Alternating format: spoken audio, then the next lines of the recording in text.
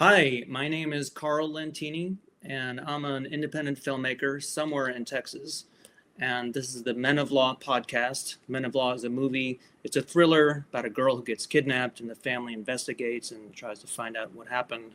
So it's about a very real and scary topic of human trafficking, sex trafficking. And to help us talk about this subject and learn, we have a very unique individual today to help us dive into this. Sergeant Mitchell Grobeson. He served 37 years in the police, and I will let him go into his background. Hello, Mitch. Thanks for being Hello, here. Carl. How's Men of Law doing? It's in process. It's Yeah. moving forward. No, but it's from your description of it, it's something that's actually I would look forward to seeing on YouTube. It's something I would definitely click on. I like the way you've handled the program and you're handling it. It's really impressive, and I'm glad you're doing it. Well, thank you. Thank you. There's a lot of information that I'm learning. I thought I was informed, but not really. So I'm educating myself, but hopefully other people as well. And my thought is that we can't stop it if we don't know about it. It's funny that you mentioned that because um, to graduate on time from Chapman University, I had to take a lot of independent study classes. I had to take off a semester because I didn't have the money to buy books. Were very expensive in college, and so I took a semester off. But when I was doing independent study, so when I the teacher was a friend of Lord Humphrey's, who wrote a book called Tea Room Trade, which was interesting because it would take license plate numbers of men who were using uh, um, public park restrooms for sexual purposes, and then they'd send interviewers to these people, not letting them know how they came up with them. What do you think about gay people? What do you think about that? And of course, they're horrible. And blah. So Lord Humphreys wrote a Tea Room Trade, a historic book, and so she put me on that. And what was funny about it is I wound at page 82. I wound up during the graduation from Chapman University as she was walking down the row in her in Janet's robe for the criminal justice students. I handed her my dissertation, which was because I wound up finding out that, like you, in male prostitution, there was a lot going on in Beverly Hills on Rodeo Drive, where the women would pick them up while the bankers were away at work, and so it wound up just going on and on, like you just mentioned. It started as this very small thing, but like I said, page 82, I finally had to stop because we were graduating. Yeah, I'm learning that trafficking is not just a matter of bringing people over the border. There's plenty of trafficking, sex trafficking going on within major cities in this country. Um, so just tell us here briefly, what police departments were you with? I went through the Los Angeles Police Department Academy. Before, let me actually along. I helped found a police explorer program for the Culver City Police Department, where MGM was located. MGM used to be the police department used to be MGM Police, believe it or not. And so I started 50 years ago in founding a police explorer program in Culver City, and they didn't have any explorer uniforms, so we'd actually be driving unmarked police cars, but we'd be in a police uniform. And then I went to after I graduated Chapman University in criminal justice and cultural diversity. I joined the Los Angeles Police Department Academy, graduated from the academy, and in the 37 years, I also we didn't have community policing yet in LAPD, so I went up to San Francisco, joined the San Francisco Police Department as a CPOP officer, community police officer program, and learned about their program. And during that time, I spent a year where I was in charge of prostitution on Polk Street. It was male prostitution, and the next street over, which I believe was Haight, was the transgender prostitution. And in fact, they featured that in the 60 Minutes episode that they had about my work in both LAPD and the San Francisco Police Department. And I did spend a year as a police captain for the California State University Police. And during that time, I was in charge of a detective unit, but I was also the liaison for FEMA because we had the earthquake when I was there. And when I came back to LAPD, as soon as I came back, we had the Valley earthquake here. And my mom said to me, Mitch, I think God's trying to send you a message. Maybe you should get out of police work. You're in San Francisco and they have an earthquake. You come back here and they have the Northridge earthquake. And maybe that's a message. Maybe you should get out of police work. But yeah, I was able to do police work during the Rodney King in both LA and in San Francisco, which was prior to the Black Lives Matter protests with Rodney King. And then I was able, and of course, I had to, for an entire year, uh, I had to fight Stacy Kuhn, the one who would order that the black males be beat when they're stopped. And so I had to fight him for an entire year when I first became a sergeant. He and I were at the same division, and he would tell me how horrible of a sergeant, a field supervisor I was, because the only thing black men understood, and I want to do a clarification here.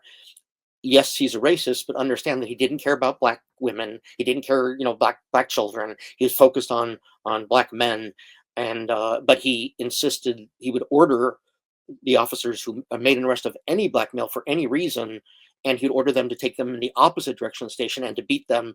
And when I was in San Francisco, I was watching the screen, and then I watched one of the officers go over, talk to the sergeant, Stacy Kuhn, and stomp Rodney King's head. And see, that was a technique that was unique to Stacy Kuhn. He would order a stomp of the person's head, and so that was essentially, it changed law enforcement from that point on. And we're still having problems because officers are able, no matter what they came up with, officers still know how to turn on and off their cameras or erase things on their cameras. And For those who are not familiar, who is or was Stacy Kuhn? Stacy Kuhn was the sergeant who was given only 6 months after devastating Rodney King during an arrest. And Rodney King was, because at that time our cell phones weren't all cameras then. It was the first time that they were able to film him ordering these beatings. And here was a man who was disfigured. Every part, so many bones in it, and his head was stomped on. So many bones in his body were broken. But it was the first time it got caught on film, and it changed the face of law enforcement forevermore, because everybody lost respect because this was so outrageous. And yet he was given a 6-month sentence. Had they put me on the stand, he would have hopefully been put away for 35 years to life.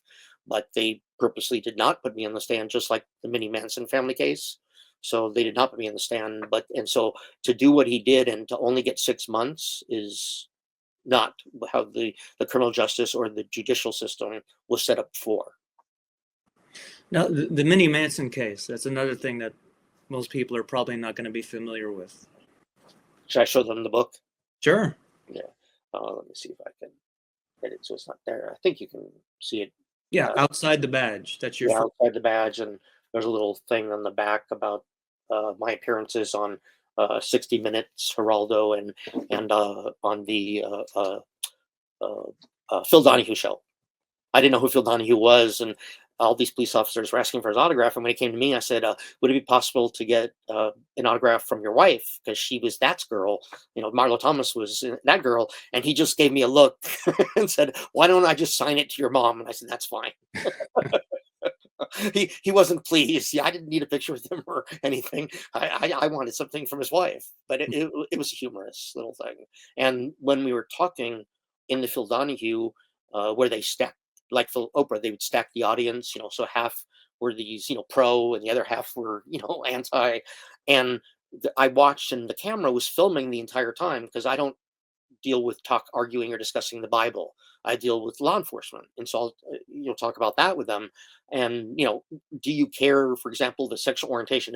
If I'm a police officer and I jump in front of a bullet meant for you, do you care whether I'm heterosexual or gay, or do you care at all, or transgender?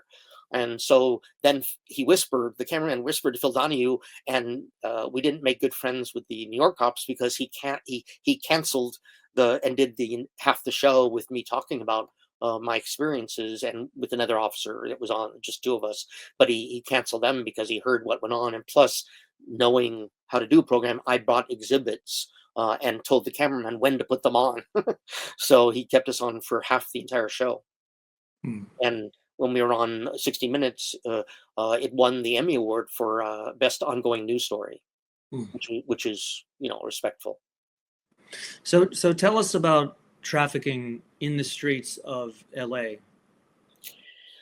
Uh, yeah, it was when I and in 19 when I was working with Dr. Lois Lee from Children of the Night, around 79 and 1980, and then even in 1981, which was in September, was when I joined the Los Angeles Police Department.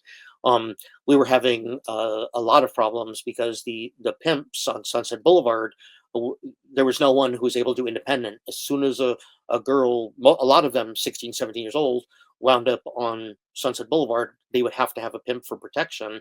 And a lot of the pimps would also go down to the Greyhound bus station, which is in the LAB's very first station is called Central Division, which is the Skid Row place.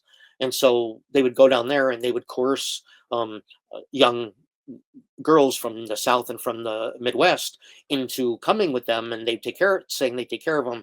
And then we wound up having to kick in doors because they'd be tied to the beds, and it was horrific stuff. And so the prostitution was the sex trafficking was run completely by pimps, because this was before, you know, the the availability of the internet, and even before, in fact, Heidi Fleiss was a friend of mine, and she came up with this. She was the famous Madame with the black book they talked about, and so I got to meet with her and speak to her about it, and that would be the higher end ones that were run out of homes. So they would have prostitution that was actually done out of homes and apartments, things like that.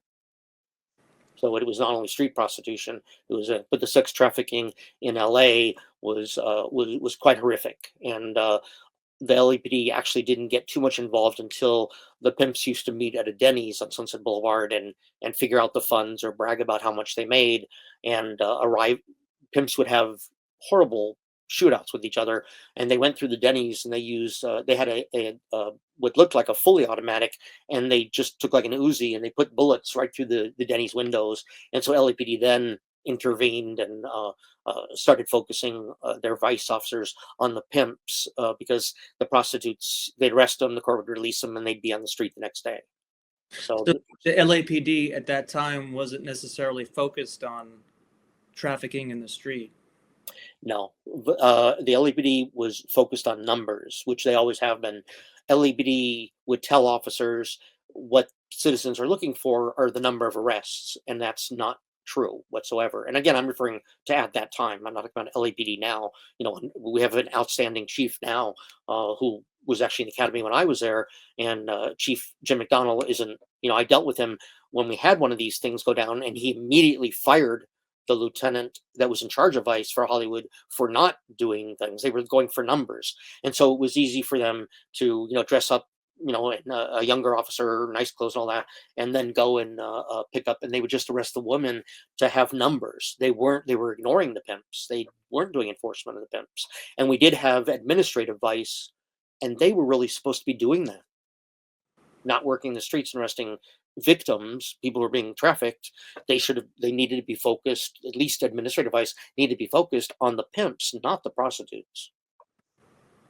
So these pimps, could you just kind of give us a general description of what these people were like? Um, the pimps that had the street men were black men, different ages, but most of them, were most of them late 20s, early 30s, um, and they put together a stable actually of girls, not only of women, of girls under the age of 18, to work the streets for them. And I don't want to, certainly black men were far from the only pimps, as we know from the Weinstein case and the ongoing situation with future President Trump, that there's been all kinds of things with the movie stars and stuff, and has nothing to do with race. But in this particular case on Sunset Boulevard, that was dealing with black pimps. Mhm. And if someone is arrested and tried and convicted for trafficking, what kind of sentences could they get at that time? Well, the trafficking cases were actually done with task forces with the federal government. So the funding would come from the feds. And so the sentences would be federal prison times.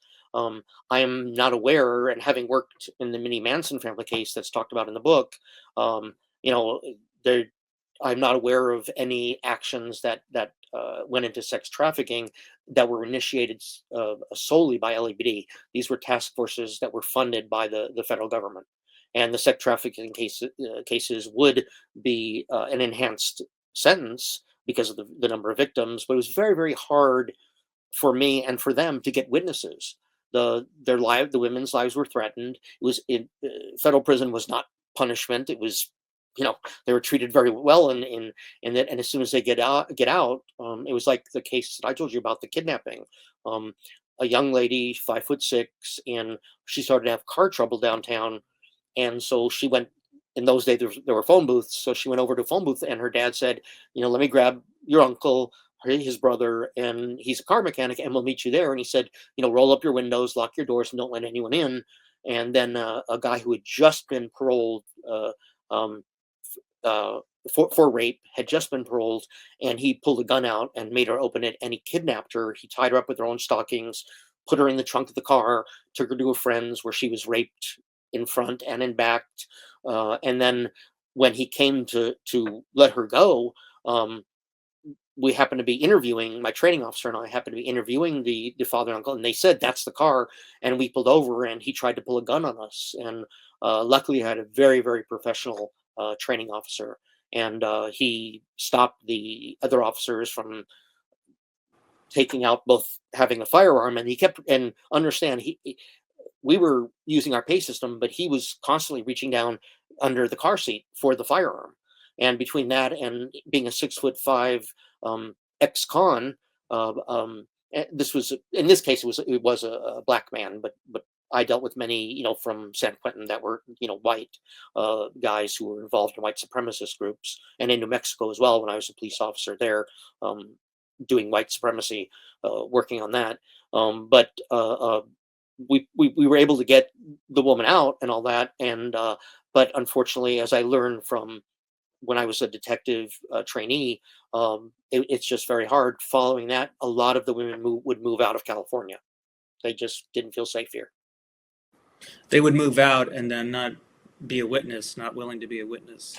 Not willing. The case that I was working on with Joe Cool, which he was a Santa Monica Police Department foreman, and he would uh, pick up on women Monday through Thursday and on Sunday, and on Fridays and Saturdays he would go to a dance club in West Hollywood called Rage, and he would pick up on guys. And he was a terrorist. He would steal a lot of the property, take the car out, and then he would ask the women, what's the name of your brothers and sisters, and he'd look at the vehicle registration to see the parents' address, and he'd call them, and he'd tell them, "Oh, I just went out to grab us both breakfast," and then he'd say, "Oh, the car broke down, I'm having it repaired." But by the end, he'd be saying to them, "Let me describe to you how I can attach the gas tank to the ignition, so that when your brothers and sisters are in the car, and when your mother goes to turn it on, it's going to blow up the car."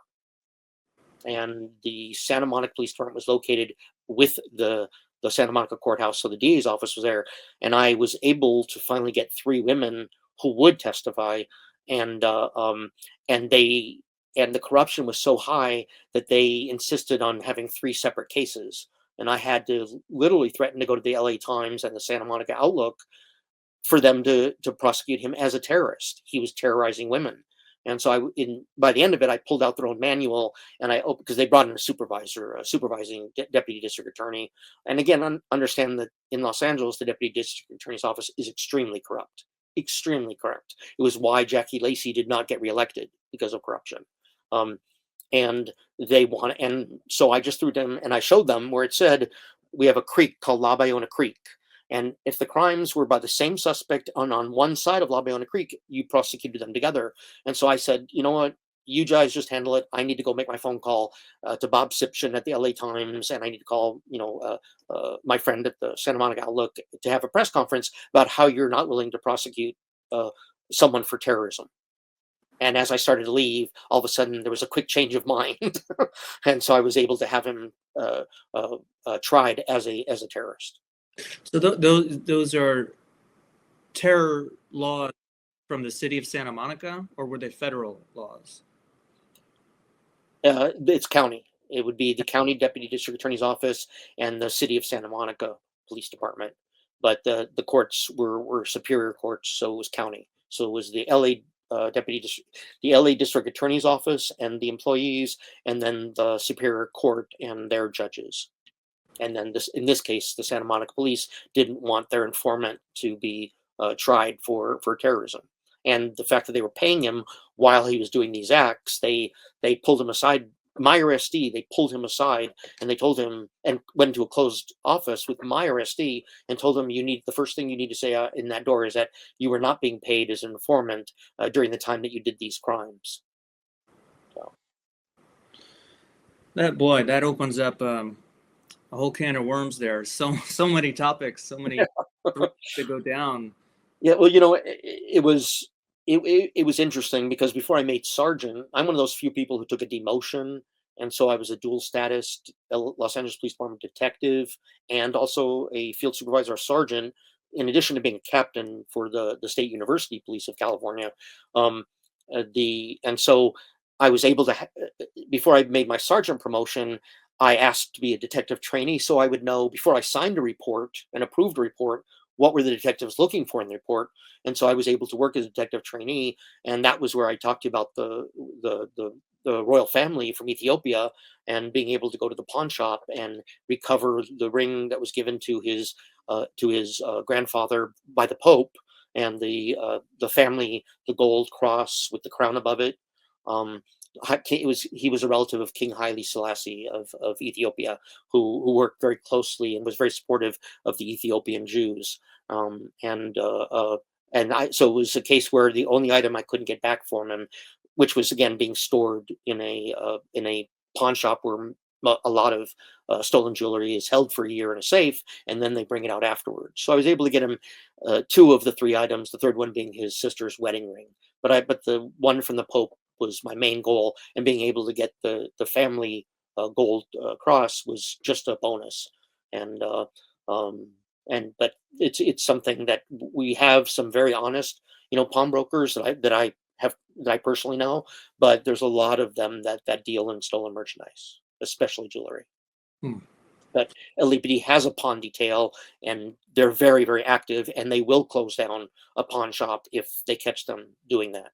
So on that aspect, LAPD was handled very well, though very, very understaffed. But the pawn detail worked very hard, and I could have easily had his license revoked. But they were already investigating him, so I didn't need to go that far.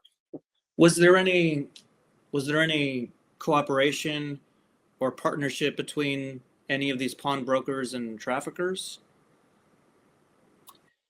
Yes, yes. The traffickers would of course take things of value off of their women, and so they would have agreement. They'd have pawn shops that would buy the jewelry. They would also order their women, and in this case, I'm leaving out the male prostitutes for now because it's less relevant to this topic.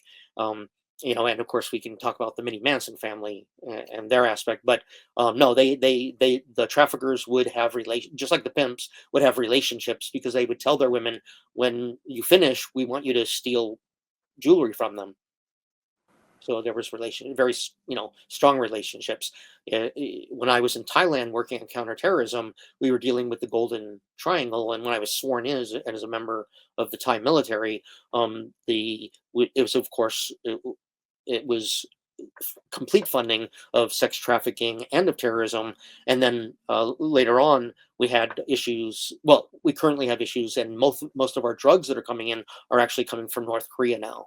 Not only the fentanyl, but it started with heroin, then it went to meth, crystal, and now it's even including fentanyl, and it's all going through North Korea. Wow, so many things. Well, and that has to do a lot with the I don't even think I have it with me. The second book, the book about Bong Soo-han. Right. I know it's on Amazon, and it's called what is the book called? It says Bong Soo-han, Bruce Lee's kicking instructor, and that was with the Yakuza, and he had fought.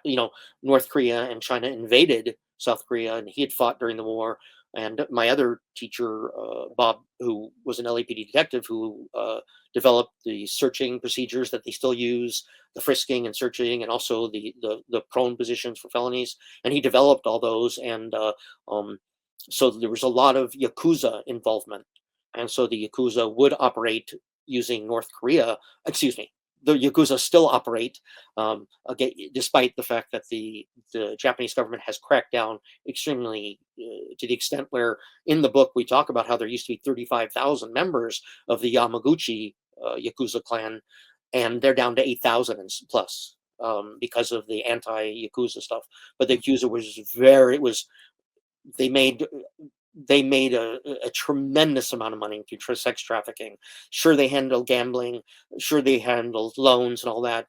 But it isn't the same as kidnapping women and forcing them into this life, and then forcing them into the heroin addiction. Now, you mentioned the Yakuza and North Korea. I know Los Angeles has huge populations of Koreans and Japanese and a lot of Asian folks. Are there, I every now and then, I used to live in Los Angeles. I would read about some brothel or some massage place Mhm. was busted.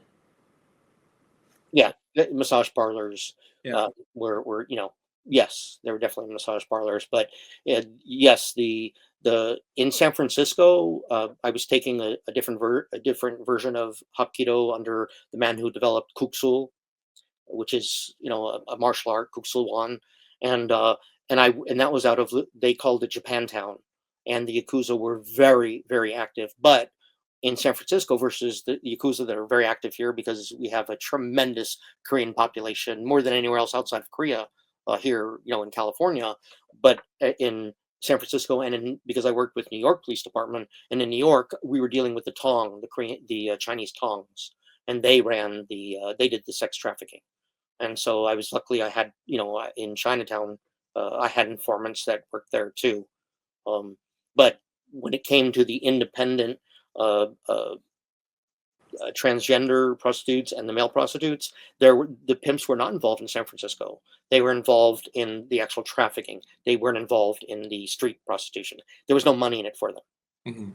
So you have many international organizations, homegrown people engaged in the business of sex trafficking. Yeah, and Sounds like it's coming from all over. yeah, I mean, yeah, of course. California and New York. I was in Flushing, New York, to visit, and that was very much Chinese. And yeah, we have, a lot of the sex trafficking is run by the Chinese Tongs and by the yakuza. And there's numerous yakuza families. I was just naming the largest one, because of our involvement in martial arts. And the bodyguards for the Yamaguchi clan were taught by our teacher, and also he saved my life, because when the yakuza smashed through a window during my 3 months in charge of Chinatown, Alvera Street, and Little Tokyo, um, I knew who I knew that they'd opened the New Otani Hotel, which there's a story in the book about that in Bong Suhan, from Amazon. Bruce Lee, he choreographed Bruce Lee's fight with Bob Wall, the famous fight. So he wanted to surprise his Hong Kong fans and not have any kung fu in the movie. So he'd seen Billy Jack. So he went to Master Han, or Grandmaster Han, and he said to him, and so the whole fights, when you see all these kicks and all, you can, and the back, in fact, especially the very first in the Enter the Dragon fight, where he did the two quick backhands into the side of ball, as soon as the wrist, he would reach in and do a backhand, which is from our art of Aikido. um, Carl's kind of shy, and he doesn't mention the fact that he already knows his third degree black belt techniques, and Carl is one of the in 63 years. um, there's only been about 130 people that ever made it to first degree black belt. Carl is essentially, he's a third degree black belt in Well, an art. I'm studying third, not there yet. But you know all the kicks, you know all the techniques. I talked to Chase, I talked to, Mike, and they've told me about that you have the techniques down. So I don't even need to ask John. I know you do, and plus, you and I took our first three black belt tests at the same time. Uh, being one of my students with you at the same time, and I had to be, because his techniques were so violent, I had to be his uke. He had to take it out on me, Hmm. and so Carl, gentlemen and ladies that are watching, men of law, did I say that right? Men of law. Yeah. Yeah. Okay, understand that you're dealing with somebody who is one of these 130 that in 63 years, he's one of these 130 people who ever attained a black belt. Almost everybody left after first degree. Carl is qualified now to take his third degree black belt test. He's being modest, but he knows the techniques, he knows the kicks, he's able to perform them. And so you're dealing with somebody who's quite accomplished in an art that was the very, very first mixed martial art. And it was created in 1961, long before the Gracies, started the UFC. So Carl's being modest, but in because Hapkido is now international and because it has so many offshoots and all, the fact that he was with the person who created the art, Bong Soo-han, the biography is what I spent 15 years writing, having to deal with, calling Japan, calling Britain, calling all these different countries, calling Korea a lot. And so it's just the fact that he's a part of this. It's made of 15 different martial arts, that all the best techniques were brought down to make it one of the most lethal arts there is. And kung fu is a supreme martial art because they block a lot of their kicks with the bottom of their feet, so they're able to attack with both their hands. And kung fu is a part of Hapkido, and more importantly, again, 1961 was the first mixed martial art that was a formal mixed martial art that was put together. And so Carl is being modest in that respect to be uh, the peers of Bong Soo-han, who the biography is on Amazon, is on. The lowest number of black belts I was able to find at that time were 35,000. I had one. The average was about 270,000 black belts. Wow. So yeah, so to be one of the 130, you can be as modest as you want, but it's just a fact that you stayed with it after first on. Well, thank you. Thank you. It's a lot of fun. It's a great martial art. I want to continue with it until I drop. I want to keep going. It, Whenever I show up to class, whether I'm teaching or studying, I kind of feel like it's starting today. It's all starting again today. I'm still a student and I still want to learn and improve and teach other people, as much as possible. And that's how I know Mitch, is we both studied this art. So if you're interested in martial arts and also history, it's a fascinating book that he wrote on a biography of Bong Soo-han. And on his being a CIA assassin, during the Vietnam War, is being flown there because of his ability to kill people with one finger, which in the Presidio, he was called to the set to show Sean Connery, how to use one thumb to take on a person.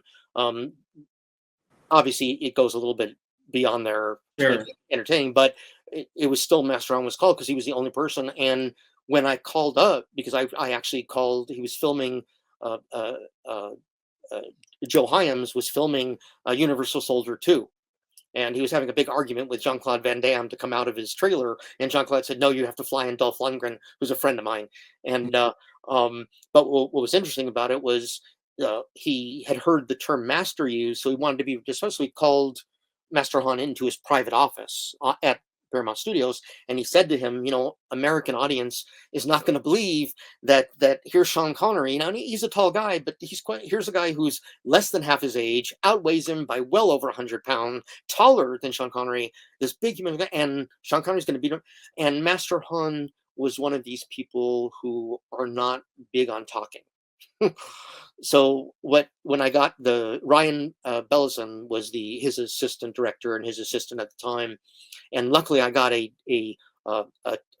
text back from Ryan who Mr. Hyams told what to say, and it said, Mitch, I don't remember much. I remember Master Han touched me lightly somewhere on my left side. I just remember waking up on the floor beside my desk and beside my chair. And I told Master Han, whatever you want, you go out there, and whatever you want Sean Connery to do, I'm more than happy to film it. But my favorite thing that's in the book is that the next paragraph in it was, I've always considered, I've always been a supporter of Master Han and his techniques, and I consider myself a very good friend of his to this day. And I thought that was pretty funny because he'd stop the filming and say it's not going to work. And Master Han had gotten very, very close. The screenwriter from there was, when Master Han, someone who was a good friend, because he was raised in occupied Korea, he would call them a sushi buddy. And Larry Ferguson was the screenwriter, and he had asked Master Han. It was an actual fight that had taken place. The LA Rams used to have these guys called the Fearsome Foursome, and these were all 275, between 6'3" and 6'5". Rosie Greer became an actor afterwards, but one of them got drunk and came into the Hapkido school that was on the other side of Santa Monica Boulevard, and was yelling, "Your karate isn't shit, and I could kick your ass," and all that. And Master Han just ignored him and kept teaching the class. And then there's one thing that you never do, and he put his foot onto the mat without taking his shoes off. And in whether you're, regardless, anybody in the Eastern Asian population, this is a no-no. And so Master Han had everybody go against the wall, and he went up to this gigantic guy, again, understanding that he was drunk. He was not, himself. And he went up to this giant, and Master Han, by the way, because I asked Grandmaster Frisky, he said he was about 135 pounds soaking wet. Okay, and he was tall for a Korean, but he was still just 5'9". And he actually approached this gigantic guy, and he said to him, "So you want to fight?" and the guy said, "Yeah, I'm going to kick your ass." And Master Han said, not like the movie script says. Master Han showed him. He said, "Okay, but I don't want to hurt you, so I'm just going to use my thumb." And this enraged the guy, and he went to tackle Master Han, and Master Han just shot the thumb so fast, but it was their backs were to us, so we couldn't see. All we saw was this big, gigantic guy go face down on the mat, and then we saw him get up, and he just took this gigantic roundhouse punch, and Master Han just stepped to the side and shot this thumb out once again, and the guy went down. Well, they were moving in a circle, so on the third time. And Master Han only gives 2 warnings. This was a rare exception. He doesn't believe in 3. So when on the third one we were able to see, though it was lightning fast, but he at that time he went back to trying to tackle, and Master Han shot out really hard, shot his thumb really fast, really hard, and he knew where exactly on the left side of the body. This guy went face down and was groaning. And Master Han very gently, I don't know, you remember how small Master Han's hands were? He very gently, helped him up, and then he helped him stand up, and he walked him to the door, and he left. And then Master Han walked back and then just started class as if nothing had happened. We hadn't just seen a man who unfortunately who had studied, he would make the trips up and study at the Buddhist monastery. So the things he brought in, the Taekyon kicks that were, 3,000, 4,000 years old or whatever, but I shouldn't, it might be 2,000 or whatever, but he also learned other techniques such as that one, but he was required to learn them for healing. When the only time he ever had a disciple, although I consider Master Frisky to be that, and he's the inheritor of the art, but was Mike Shigazani, and they were sparring, and Master Han did a roundhouse kick at the same time that Mike moved in to do a hand technique, and it connected with the left rib cage when he moved in, and it stopped Mike Shigazani's heart. And so Master Han took Mike and he rolled him over, he put him in a sitting position, and then he took the palm of his hand, and those people who they call it death touch, dim mak and all this other stuff, we're going to throw that all out the window. But what he did do was he knew what to do. And so he used an upward strike, and it started Mike's heart. But again, before he learned this from the monk had said to him, let me give the name of the monk. His name is Bok Lee. He said to him, I'll train you in that. Master Han was alone for those 6 months. And he said, I'll train you. He says, but first you have to learn how to heal, because there was this was, by the way, in North Korea. These were the mountains in North Korea that he would go to. But the village right near it was protected by the United States government. And so they didn't want to, there was no value for the Koreans to have some mountaintop Buddhist temple, especially to piss off the US. And so the monk Bok Lee required him to learn how to heal people. And as you know, I told you about I had a horrible dislocation fracture, on my finger, and he reset it. I saw a gentleman whose knee was he did a spin kick, a low spin kick, got caught in the rough matting in those days, and his knee was dislocated. And I watched Master Han do the same thing here, pulled out the leg, turned it, and then put it back in. And the guy had been screaming, but in these kind of injuries where you're dealing with ligaments and tendons, whether it be a bone that's attached to muscle, or a muscle that's attached to other muscle, tendons and ligaments. But in this case, the sooner you can repair it, the less likely you're going to have permanent damage. And that was Master Han's goal for me, and him, and for both of us. It saved his knee, and it saved my hand. Master Han, I was fortunate to interact with him for a few years when I first joined Hapkido. The kindest, gentlest, what's the word? Urbane, sophisticated, polite, helpful person you could hope to meet. And good, strong posture, very formal and friendly, but deadly. Absolutely deadly. And there were things that just he didn't, as I learned from reading your book, that he wouldn't teach his top students.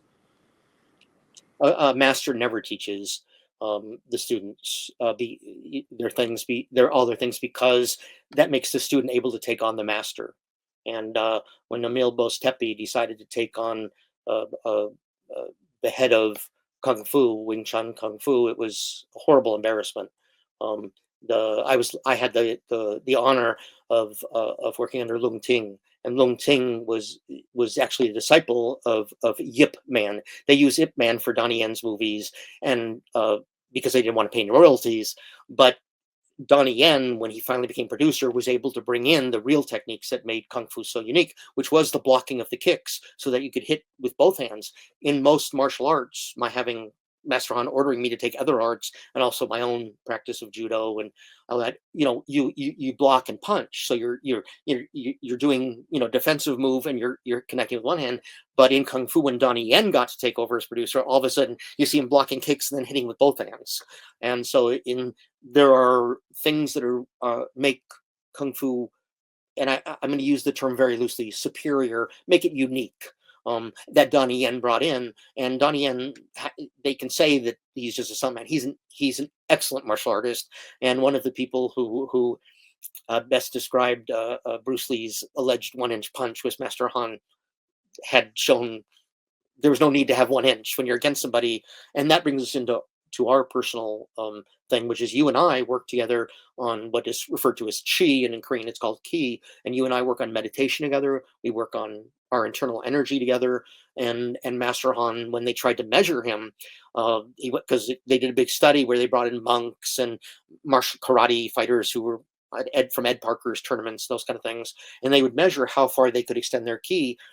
And so Joe Hyams, before he passed away, took Master Han to UCLA, and it's just like an X-ray machine that would read your body heat. And they put his hand down, and so Joe Hyams said to him, so what was the result? Did you see an extension? And they said, well, we can't tell you about Master Han's chi or ki level, because the 3 middle fingers went off the chart. So we were only got a reading on the thumb and the pinky, but the 3 went beyond our ability to, the heat detectors went beyond our ability to measure it. And as I mentioned, this is a man who had to learn to smile, and got it down, but he was genuine. And he when I came back after San Francisco Police Department, and of course always came back to Hapkido, he was so proud, and he was so happy to see me, and he slapped me on the back, and he slapped me here, and I felt all of my bones in my entire shoulder. Okay. The delts, the shoulder, I felt all of my bones in this entire move forward and back when he was just patting me on the back. Hey, it's really good to see you. And I felt all of my bones moving and then go back into place. It was no injury, but scared the hell out of me, because he was just being nice. But it's one of the things, as you know, I have disagreements with our Hapkido instructors, which is they'll do ki exercises where you extend your hand, whether you're pretend you're pushing a boulder or a block of ice. But with me, Master Han made it very, very clear, and it's in the book, made very clear, after you do ki exercises, you have to shake out your hands. Anytime you do a ki exercise, you must, because here he was controlling it, and look at how it still affected me under controlled. So we don't know how far our ki is going to injure someone, and that's why after the exercises we have to stop and shake out our hands and then continue our class, because otherwise we're going to wind up hurting the people. The correct term is uke. It's your partner who, pretends he's the bad guy. He falls for you. You throw him, that kind of thing. But you don't want to hurt that person, and so you have to, shake off the hands. That, as Master Han made very clear, and we were always required to do. He would stop the entire class and make everybody shake off their hands, or even if it was kicks or legs, whatever. And a lot of instructors went on, but didn't keep that in there. And it was one of the things that in the last 100 pages of the book, Bruce Lee's Kicking Teacher is the title of the book, and in the thing, it's one of the things that he makes clear about, making sure that you get any what's the word I'm looking for, any residual ki that's left in there, you get out of your hands, so you continue working out with your partner and learning techniques, but not injuring people. And that was, you and I have been injured over and over and over, which is, in martial arts, if you're really dedicated to it, you're injured. You sprain or fracture or somehow every finger and toe, but we still go back to it. We don't treat these little things. We can still continue our art, but Master Han's art was done extremely safely, critically safely, and he was always insisting, that people avoid getting hurt. Absolutely. I remember being in a class once. I was a very junior belt, maybe yellow or blue or something, and Master Han was teaching, and he was demonstrating how powerful simple movements are, to use as little muscle and as little energy as possible. And there was a black belt gentleman right in front of him in the line, and I think it was Mr. Mascara, a tall, strong man. And he's like, he just put his hand on his chest, just like this. Not a strike, not an attack, just kind of, if I do this. And then later in the locker room, as we're all changing into our street clothes, Mr. Mascara had this red mark on his chest from his hand. Like you could see it. Wow, each finger. Well, Master Han really debunked this 1-inch punch, because our art is based completely on our hips, right? And so Master Han said, "Why would you go here? 1-inch punch." He says, "Put it right up against," and then he would just turn his hip, and the people go flying back. And you can watch. Bruce Lee and Master Han appeared in 1967 together, but Bruce Lee had already been on it as Kato in Green Hornet, but they wound up doing demos together. But no, all of the karate fighters were watching the audience, and when Master Han took Mike Shigazane and he didn't practice with him, he would just say to him, front punch, front kick, roundhouse, and then he would take the guy, and the artist, and when they finished this 45-minute demonstration, and again, Ed Parker and Master Han, just really got along really well together. And I'm not referring to whether, to Ed Parker having any big rank or anything. I'm just referring to them working together as martial artists and working together as friends. They were very good friends, and put out a movie, Kill the Golden Goose became Kill the Golden Ninja, where Master Han didn't speak English, but was an LAPD homicide detective. I've seen that. Yeah. But the point was that when you do it with ki, you target internal organs, you hit it. But but why waste 1 inch? When he put it against, when he turned his right hip, and boom, and the person would go flying back. And and in the book it talks about Master Han taught him the kicks in a certain order, before he, as he said, to quote him, before I invited Mr. Lee to leave. But he went down, he gave him a private lesson, which for a grandmaster, you're talking about hundreds of dollars. And he sat with the guy, and when you watch the kicks, he taught him, you can see in the book, that Bruce Lee took the kicks and put them in the exact order that Master Han had taught him to them when in his fight with Bob Wall. The famous, fight where he breaks the bottle, and there's a roundhouse kick to knock the bottle out of the hand, and then it ends with the roundhouse kick to the temple. But it ends with Bruce Lee's version, which, as an actor, which is jumping on top of the guy and getting that facial expression. But the fight, he did the entire Bruce Lee fight of Enter the Dragon. And again, understand Bruce Lee's goal was to please. He didn't realize how huge his Hong Kong fan audience was, and so he wanted to do a movie that had no kung fu in it. And so he used Hapkido, both the backhand with Bob Ball, but then the rest of it is kicks, which the kicks, we have kicks in kung fu, but they don't go above the crotch. if they go above the crotch, then it's somebody bringing in the kicks and teaching kung fu with it. But traditional kung fu does not go above the crotch. And I took Wing Tsun, which is based out of Germany, but it was in the lineage I took, it was in the Real Disciple. Bruce Lee when I worked in counterterrorism, we of course stopped in Hong Kong, and so I was able to talk to the officer, the British officer, because everybody was leaving for Flushing, New York, and Monterey Park, because Hong Kong was going to be taken over by China. And he told me about that Bruce Lee had left because there was still a warrant out for his arrest because Bruce Lee had been, and the only person who was ever honest was Bruce Lee's best friend Jun Rhee, and he contradicted what Linda used to say, and now Shannon, his daughter, took over and running. But he said, no, here's the truth. Bruce Lee would go in, study with Yip Man, and then go with his gang and try the technique. If it worked in the street, he'd keep it. If it didn't work, he'd throw it out. There was still a warrant out for Bruce Lee's arrest. And that was the reason. Contrary to what the movie The Dragon says, that was why Bruce Lee had to leave, why his parents said, you need to get out of here. And they got him out of there because the British were running it. And so when I was there, the British officer told me, he said, yeah, no, there's still an active warrant out for him. But again, it was a misdemeanor juvenile warrant that was, Mhm. who cared? But yeah. Well, in the movie Men of Law, there Yes. is some fisticuffs. I wouldn't say it's a demonstration of Hapkido, but I have a scene where I'm fighting an actor who his first job, he told me, was being a professional wrestler. So that was fun. So Yeah, when I did when I went up for the California Police Olympics, because judo was I was able to take judo at age 11. I didn't get kung fu until age 13, but so when my mom got remarried for a short period of time, we moved to Beverly Hills with this rich attorney guy, and so they offered you could take PE, physical education, or you could take judo. Well, I knew how bad I was in PE, so I said, I'll just take the judo. It sounds, And so when I went to the California Police Olympics, I was in my weight class, and Mitch Solea, I was California State University Police. He was a UC Berkeley, University of California, Berkeley police officer. And we were doing the judo together because we were in the same weight class. And but there was he had a coach. Mitch Slay had a coach, and he'd be yelling out instructions to him.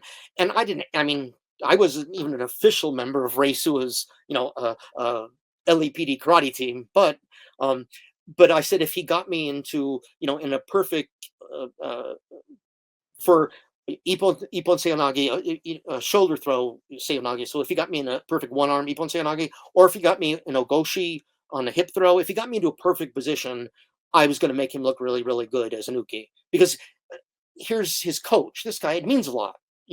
I'm just here to, to do it. And I was more concerned with doing the double nunchucks for my weapons demo, which I always lost to Randy Tong, who was the guy who, I don't know if you remember the case of the LAPD officer who was fired and then went around and killed various police officers. no. Chris Dorner case. And it was Randy Tong. When we got out of the academy, Randy Tong was in charge of the footbeat in Chinatown, and he went into the jewelry store to say hi to people. They were being robbed, and the bullet caught Dwayne Johnson, my classmate, through the neck. With Randy, it went through the jaw, and he lived. And I knew I'm a martial artist, third degree in Korean knife fighting and all that, but I don't know anything about guns. And thank goodness Randy Tong, because I only had 6 bullets in our little revolver. So Randy Tong, we were given a pilot program where we could buy this Beretta 992F, which is, this all metal gun that's been used by the military forever. You could throw it in the bottom of the ocean, and then 100 years later, it'll still fire, and not like the plastic blocks. And he had enough patience to actually teach me that, and I could do the failure drill, though I fail in everything else because I have a triple retention holster, and also I was scared of automatics, so I never chambered around. I'd rather use Opkido, And what happened was, very sadly, was Randy became an attorney and fought on behalf of Christopher Dorner during a trial board. Christopher Dorner went to University of California, Irvine, in the parking lot, shot his daughter, and shot and killed his daughter and her boyfriend. And this was the person who was representing him. So Randy's been a big part of my life. And so when I would go with my double nunchuck routine, I would always get a 10 from some American guy, but Randy Tong would do this very slow traditional sword kata, and he would always get the gold. In the case of Mitch Salea, it wound up being a blessing in two ways. Number one is the person who was when he got me in the shoulder throw, the Ippon Seanagi, the one arm shoulder, he got me perfectly, but he was buried underneath. You remember how I used to talk to you and Eric about, stop doing it here, get it into the armpit. He got me there, and I did this beautiful 360 with my feet up, and I landed, perfectly because Mr. Jenkins, when the very first day that Eric Marino was there, and they partnered him with Mr. Jenkins, and I said no no no no no, and I quickly and Eric, who had was a black belt in capoeira, was so upset because the harder he threw me, the more I laughed, because he was taking me, he was totally muscling it. He wasn't using balance, like, which is what both judo and hapkido are based on. He was just taking me and muscling me because he's, this guy was 207, 200, that's 275. He went down to 60 for a while, but he was 6'3", and he was just slamming me. But I know how to land in judo. I don't know how this aikido roll. I'll do it, but only so I can stand and turn around, like during the test. You roll out of it and stand up and be in a fighting stance right away from the aikido roll versus a judo break fall.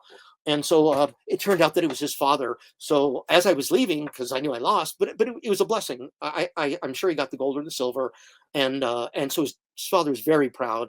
And as I was leaving, I heard my name called out, and I'd already started taking off my gi, my uniform, dobok in Korean, but gi, and I heard my name called, and so I had to real quickly throw on, pull my belt and rush out and accept the bronze, because there was no other people left in our weight class. So I wound up by default.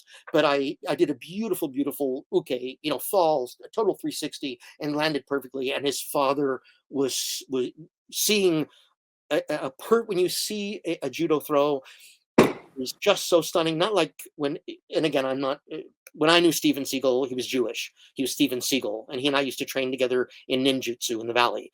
He later became Steven Seagal, but he used to be Steven Seagal, and we were the two Jewish kids.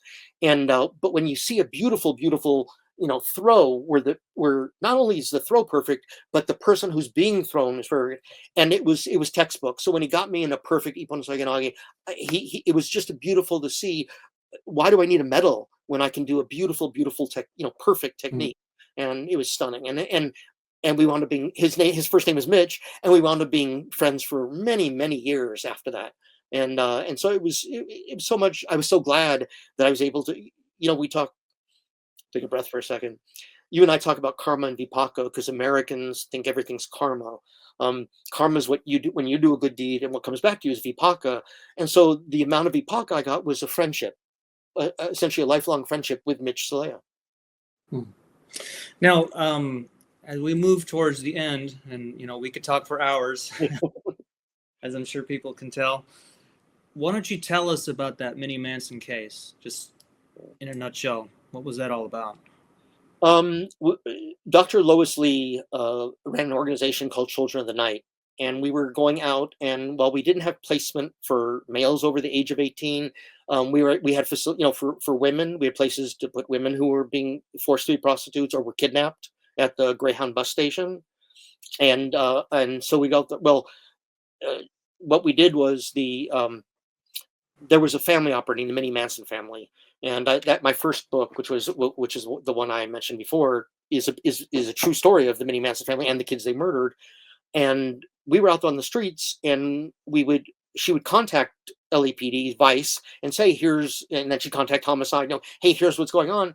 And as Warren Christopher, when I testified in front of the Christopher Commission after, the Rodney King incident, because none of the other LAPD officers would, and at that time I was in San Francisco, so I flew down and met with him.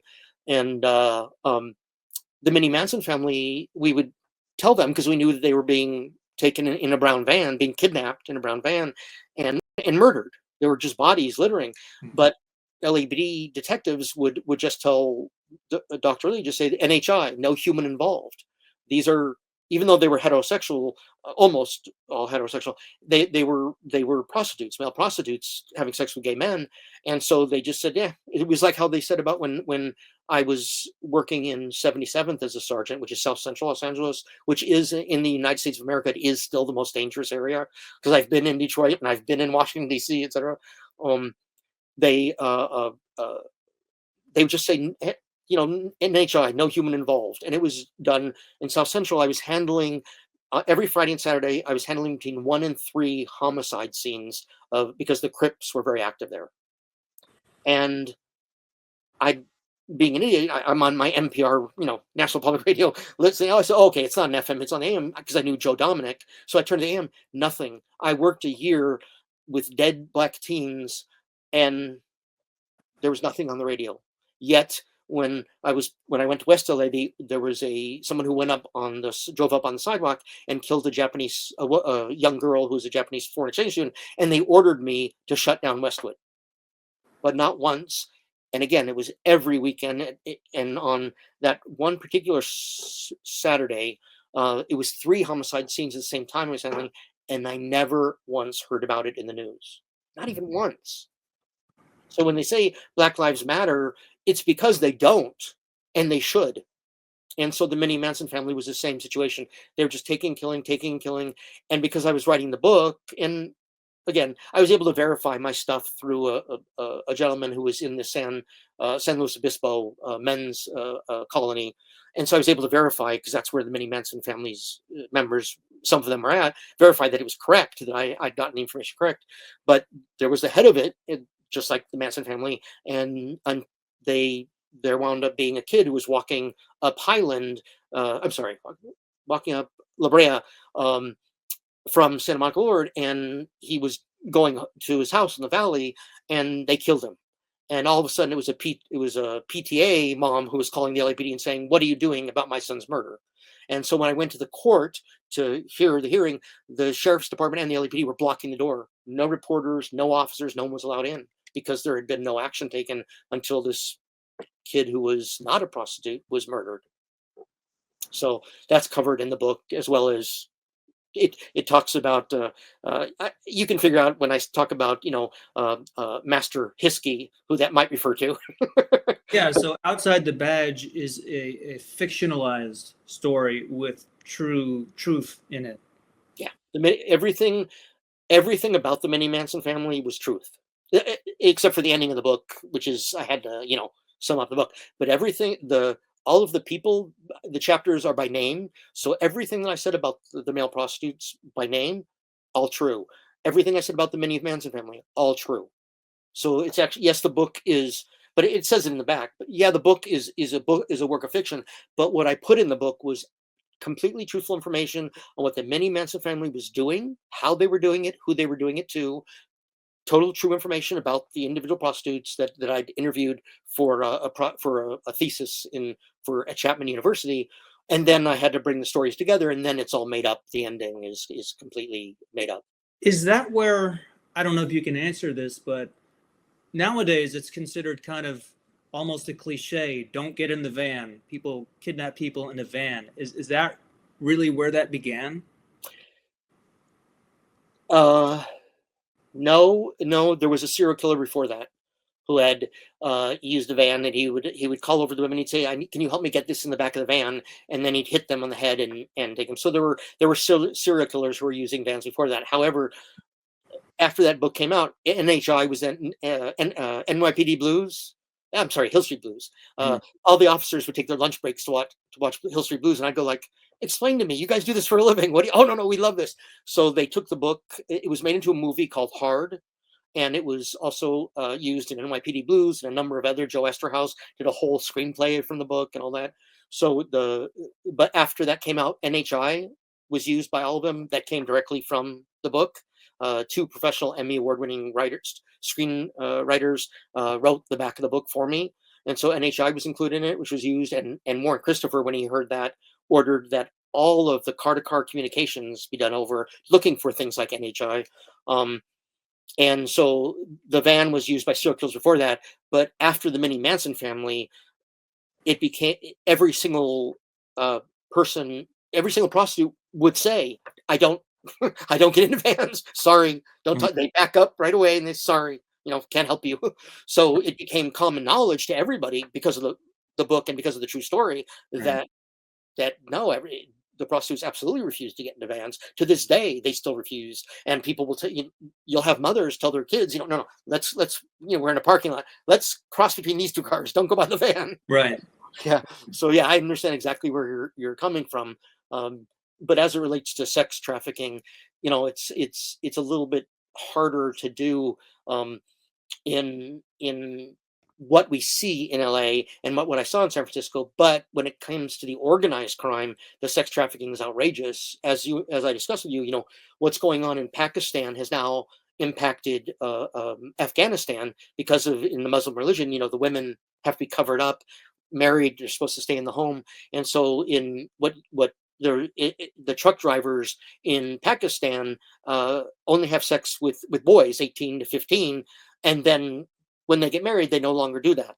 And now it became in Afghanistan to be called dancing boys, who are being sex trafficked. These again, both of these are being very specific sex traffickers, that are very much in line with a lot of them are addicted to heroin and among other drugs. But and so the dancing boys, the poor families are approached, and they're given money, and the boys are put into training to be dancing boys, which is racketeering.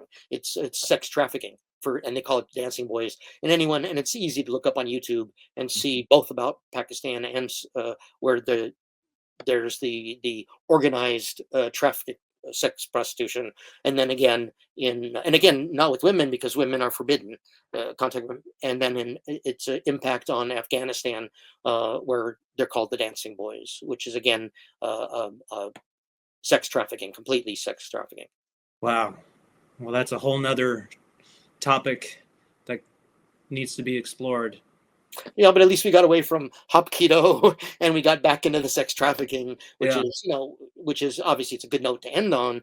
But Right. but I think it's so important for people who see this program, which is going to be, depending on, I don't know how powerful Elon Musk is. We'll see if, what makes it. I don't know if he has the power to close down YouTube. He certainly seems to be able to do things with TikTok. But anyways, it's important that when it comes to sex trafficking, that because it's all connected, because North Korea is involved in it, because in China it's involved in it, because in Muslim countries, Arabic countries.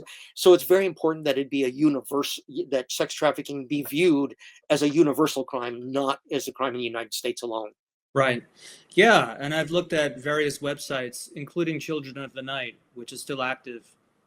Uh, And the book is dedicated to Dr. Lee, the mhm. Outside the Badge book. Yeah.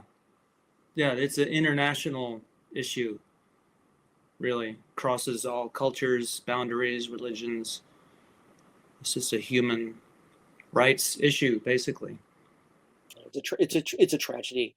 You Yeah. know, there in when I was watching it to catch up before I spoke to you, the boy was cutting himself and engaging all these self-destructive behaviors because he was so concerned about his HIV test, and then it came back negative, and so the person who was interviewing him said, "So now you'll avoid having." He says, "No, they won't. They none of them like using condoms, so it's still all unsafe sex."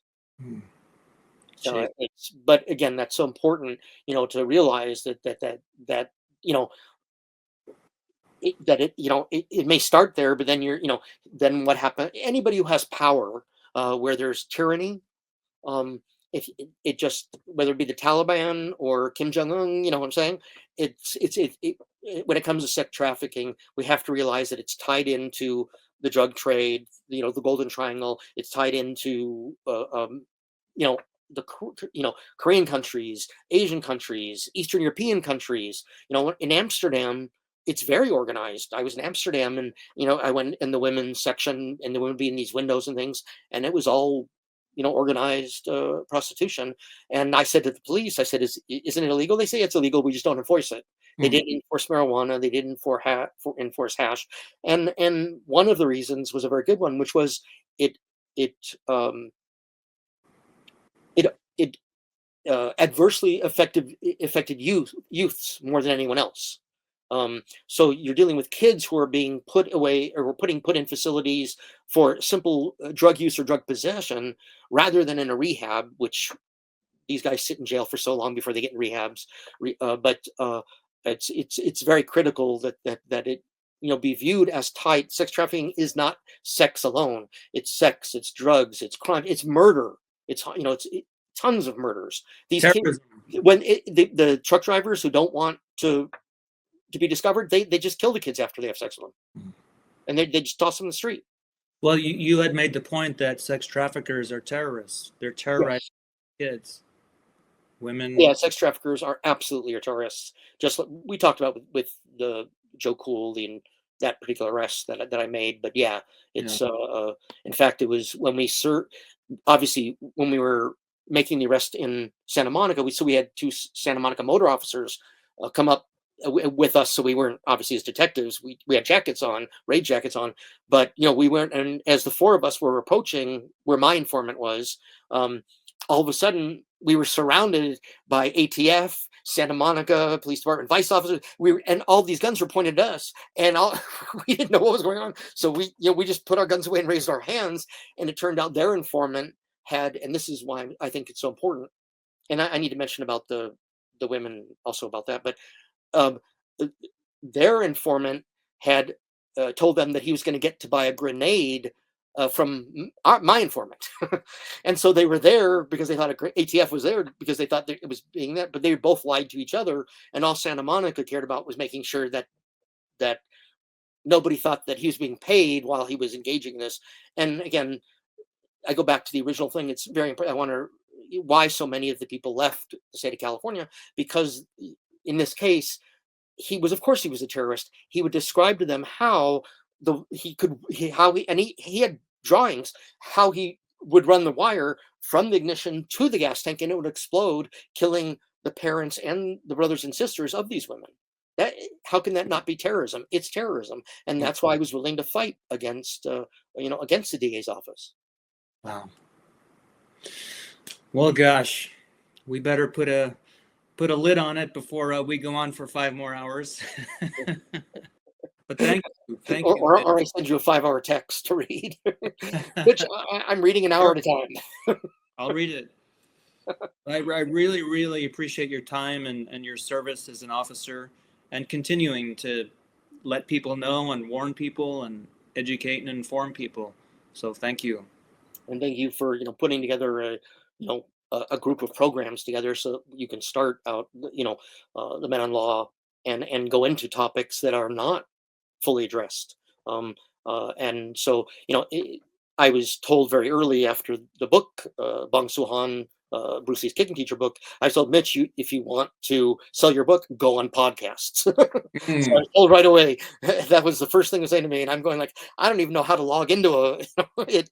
So, but yeah, no, but I think it's the fact that you're bringing in new information, and also that you're disseminating this information and about links that are normally not thought about, or I think it's critical, and I think it's very great of you to to open the discussion and to make it a topic that is not only here in the U.S., but where we can talk about other, about it being international, not having sex trafficking has no boundaries. Right. Right. Okay. Well, thank you. Hopefully we'll do this again sometime. Sir, my pleasure. Anytime. Thank you, everyone, for watching. Thanks a lot. And look for the book, Bong Soo-han. Bong Soo-han and Open Outside the Badge. Oh, Outside the Badge is the other one. Yeah. But Bong Soo-han, yeah, I mean, for people who are watching Men on Law, I guess both books, you're right. I guess both books would be, very much. But in this one, is dealing with Los Angeles, but the other one does a lot with the Yakuza. And they of course run prostitution in Japan, and they run prostitution, in Little Tokyo, the massage parlors, etc. So I think that your program is very, very much needed. Thank you. Thank you. Okay, sir. It's been a pleasure, Carl.